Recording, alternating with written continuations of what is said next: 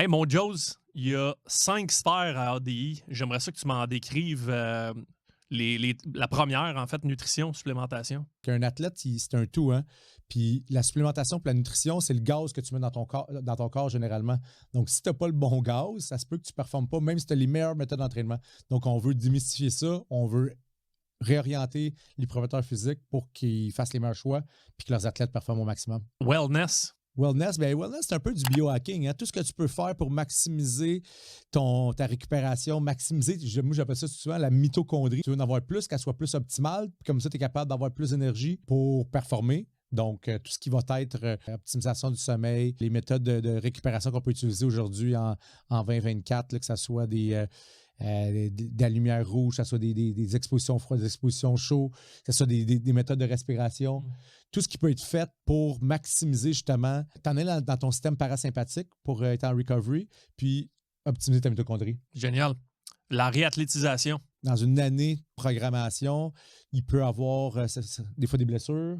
Plusieurs facteurs qui font que tu ne performes pas à ton plein potentiel. Donc, la réutilisation, c'est de refaire ça, c'est de revenir à la base. Puis là, dans le fond, souvent, dans notre base, ce qu'on va faire, c'est que c'est sûr qu'il va y avoir de la posturologie là-dedans parce que c'est la base. Si t'es déséquilibré, ton corps ne performe pas à son plein potentiel, tu as des compensations. Fait qu'on va enlever toutes ces compensations-là. Puis après ça, on est en mesure de justement de refaire, on va appeler ça une réadaptation, si on veut, préparer ton corps à pouvoir pousser un peu plus par la suite pour être vraiment dans la performance. Dans ton cas, qu'est-ce que tu penses de l'évaluation Oui, on veut montrer aux gens, évidemment, les meilleurs tests physiques qui peuvent être faits pour, évidemment, la spécificité du sport qui nous intéresse.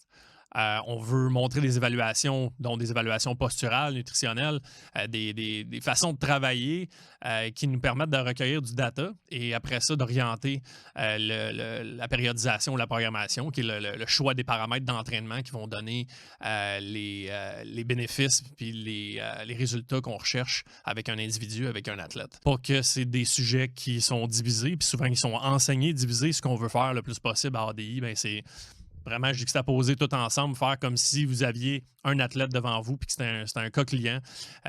Et c'est la façon qu'on le voit que l'étude de ces paramètres-là doit être faite.